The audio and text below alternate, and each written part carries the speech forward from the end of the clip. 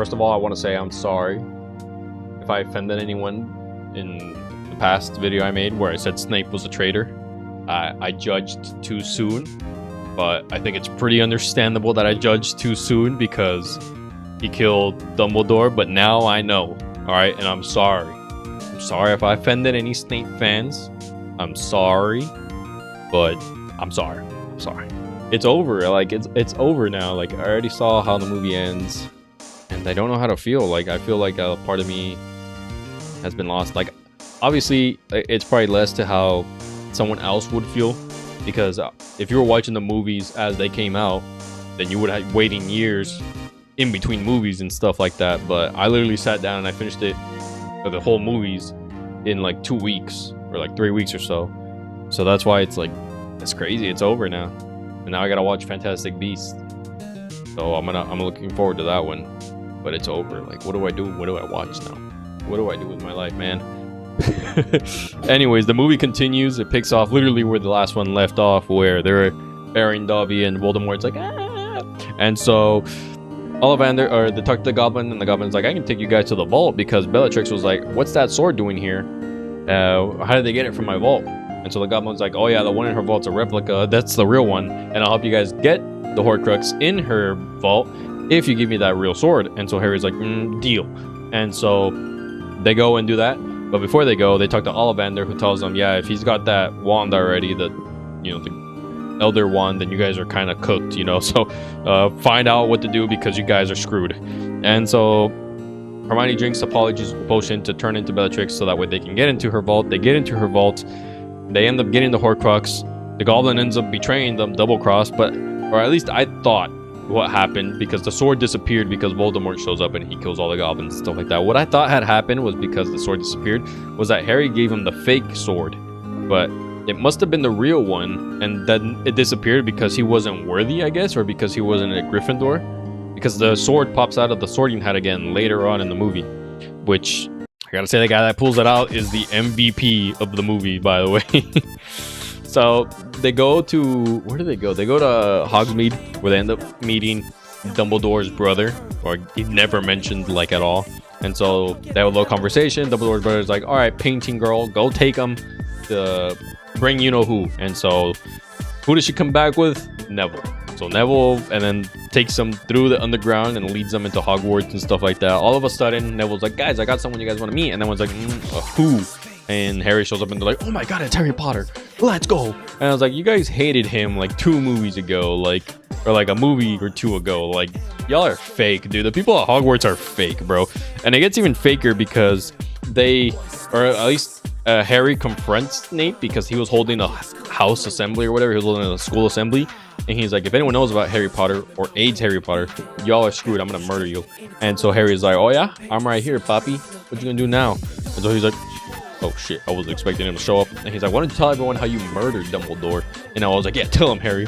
Tell him, Harry. Tell him all. Screw this guy.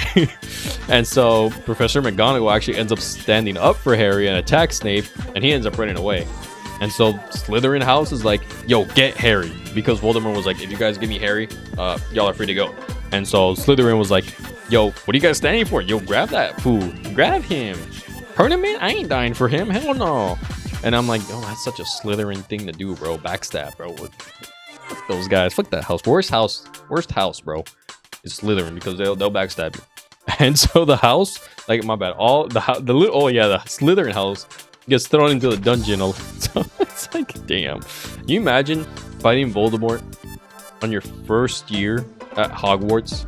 First year. Like, that's crazy, bro. You either come out traumatized or you come out feeling like you're the top dog. So Harry's like, where's the last Horcrux? So they find out that it's Rowena Ravenclaw's, my bad. Rowena Ravenclaw's, like, oh, it was a tiara. And so he talks to the daughter, ghost of Rowena Ravenclaw, and she's like, it's in the room requirement. So Harry's like, I'm gonna go get it. And so he goes and gets it, and then he gets attacked by Draco and his 2 little goons and stuff like that. Which, can I say, seeing these characters now grown up, like, not just Draco and his goons and stuff like that, but like the characters, like, there was like a specific character, and if I remember, I'll put it in, who was in like the first movie. It's like a little tiny little kid, and then now all of a sudden he's shot up like sky high, dude. Dude's tall. dude's soft. And I can say, like, I'm proud. I've only been watching the movie for like 2 weeks, the series, but like, I'm proud. I feel proud of watching them growing up. And Neville, I feel proud of watching Neville growing up as well. Like, dude was like oh, not me. And now he's like, basically, he's like, fuck you, Voldemort, to his face and stuff like that. But I'll get to that in a while.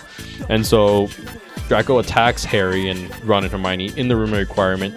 One of the goons there ends up setting fire to like the whole thing, and then ends up dying to the fire, which is like, bro, you're an idiot. You're a you're a fucking idiot, bro. And so they end up escaping. Harry obviously saved Draco, and you know, they end up getting out of there, and then he ends up running for his life. It's like, whatever, right? So then they end up destroying the Horcrux, the tiara, and stuff like that. And Ron and Hermione kiss too, by the way, while he was doing that, or he was doing something. But Ron and Hermione kiss as well, because they also destroyed that Horcrux that they found in Bellatrix's vault. They end up destroying that one. Then they get wet, and then they kiss. Well, that sounded wrong. Hold on. Water splashes on them, and then they kiss. So they're like, oh yeah, we're going out now. So that's finally that. Finally, they admit their love to one another. Whatever. Voldemort's goons show up. They attack the school. And this is like an insane fight, man. It's the whole school fighting each other. There's giants, there's statue knights, there's the students, there's the Death Eaters, there's like the hunters or whatever. And it's just insane, dude. So Voldemort now feels, because he's able to feel when the Horcruxes are destroyed, and now he only has like 2 left. And he's like, oh my god, Snake pet, Nagini, whatever. We gotta get you away from here. So then they go away. And then he talks to Snape, and then Harry and the trio, or I guess the main trio, is like right there nearby, hearing the whole conversation. And Voldemort's like, do you know why this wand, the Elder Wand, rejects me? Because the guy, or it only accepts the person who bested the wizard who had it before, or kills the wizard who had it before. So Dumbledore had it, and then Snape ended up killing Dumbledore. And so Voldemort thinks that he needs to kill Snape because the wand belongs to Snape. And so he needs to kill him so that the wand becomes his. And so that's what he does. He murders Snape, which I guess doesn't really murder Snape, because all he does is like slice him and stuff like that, but he's still alive. So, and then Nagini is the one to deal like the final blow at least. So wouldn't Nagini be the holder of the wand? I don't know. It doesn't matter anyways. So Snape starts crying because like Voldemort leaves him and whatever. He starts crying because he's in pain. And so the trio shows up, and Harry's like, we'll save you, or something like that. Or I don't know what he told him. I forgot. I have adrenaline running in my head like crazy, or in my body like crazy. My bad. And you know, Snape was like, collect the tears, and so Harry does. And so he tells Harry, his final words are, "You have your mother's eyes." And at that point, I'm like, what? And so Harry's like, well, I gotta go see this first before the final fight. So he goes and sees Snape memories, and this is where I have to apologize, because I called Snape a lying piece of shit sack who betrays people because he's a backstabber. And you know, now I know that that's not what he was doing at all. I mean, we see his backstory. He fell in love with Lily, Harry's mom. And you know, Harry's dad is a piece of shit, by the way. Harry's dad is fucking pig, bro. He's a piece of shit. First of all, Snape was put in a different house than Lily because she was Gryffindor and he was obviously Slytherin. So Harry's dad was Harry's dad was a Gryffindor as well, so that's where they got to know each other. But even then, he was still a bully while Snape was like chilling with Lily. So she fell in love with a bully. Again, Harry's dad is a piece of shit. So that was horrible. And so Snape literally like was like, yeah, I'll be the punching bag, whatever, for the rest of my life, as long as it means protecting the kid. And you know, it's just sad because and his expecto patronum was a deer. The same deer that guided Harry and Ron to the Sword of Godric and stuff like that. And you know, that's just like sad. And he even holds her while she dies, well, her dead body and stuff like that, and he cries and stuff like that. Like it's sad. It's sad. It was very sad. Like, tragic character. He's a very tragic character. Live a life stolen. The whole world thinks that he killed Dumbledore because he hated him or because he was with Voldemort and stuff like that. So that's sad. Very sad. Voldemort tells the whole school to give Harry to meet him in the Forest of Darkness, or the Dark Forest, whatever. So Harry does. He goes, and this is where we get the iconic quote: "The boy who lived, come to die." The boy who lived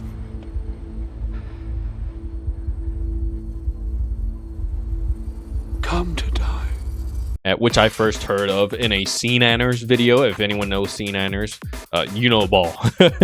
And so he hits him with the Avada Kedavra, Harry, that is, because Harry is the final Horcrux, or the 8th, I guess, Horcrux. Because when Voldemort died, or when he shot that Avada Kedavra to Lily, it bounced back, killing Voldemort, and then a part of his soul went into Harry, causing that scar right there, which is why he can speak Parcel Mouth and why he's able to hear when the Horcrux is near.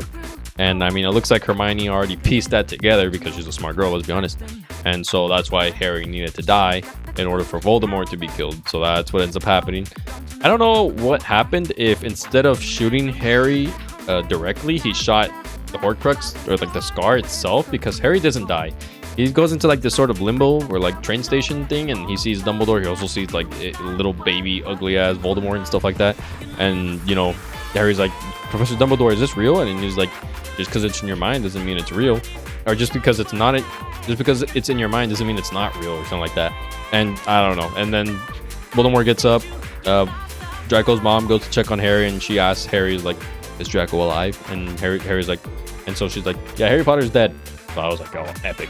Hagrid carries my bad. Whoa, he doesn't carry Voldemort. Voldemort leads his troops back to Hogwarts, and you know, Hagrid's carrying Harry, and everyone's like, oh no, Harry, and Voldemort's like, yeah, Harry Potter is dead. Y'all have to start worshiping me now. Put your faith in me. And this is where the MVP Neville becomes even greater than like ever before, because he's like, yo, fuck you. Harry Potter might be dead physically, but he's in my heart. So fuck you. Fuck your mother. And so he pulls out the sword of Gryffindor, and he goes, you know, he's ready to die for it. Like, he doesn't care. He's like, people die every day. Who cares? It's like, their death will not be in vain. My buddy's death, yours will. I'm gonna kill you myself. I was like, yo, he's ready to square up, bro. Meant it. He doesn't last long, obviously. Harry gets up and he's like, I'm alive, by the way. Fuck you too. And everyone's flipping Voldemort off, by the way. You don't believe me? Go watch the movies. They flip him off. They're like, fuck you, Voldemort. I did too, by the way. And so Voldemort's like, what the how is he alive? And then he starts shooting him and stuff like that, but Harry does a 360 and he ends up back in like Hogwarts and stuff like that. And Neville ends up getting shot flying back, which is funny because before that scene, he was like, I need to go tell Luna that I have a thing for her. I love her. That was funny. And so Harry ends up fighting Voldemort, and while this is going on, Ron and Hermione are fighting Nagini, who is like the last Horcrux. And this is where Harry and Voldemort are doing like a beam struggle. They do like 2 beam struggles and stuff like that.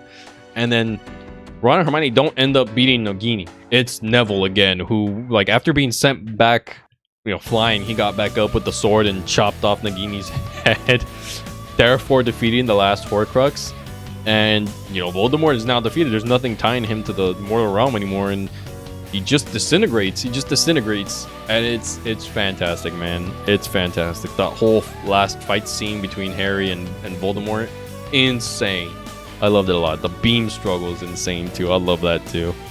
Then they walk through the bridge, the main trio, and they're like, so Harry, what are you gonna do with that, like the wand, the Elder Wand? Because you're basically like the strongest wizard now with that wand, because that wand has insane power and stuff like that. And Harry was like, did you know that the wand rejected Voldemort because he thought that Snape was the one to defeat Dumbledore, but he wasn't. Draco, you disarmed Dumbledore first before Snape, which means that Draco was the one who bested Dumbledore.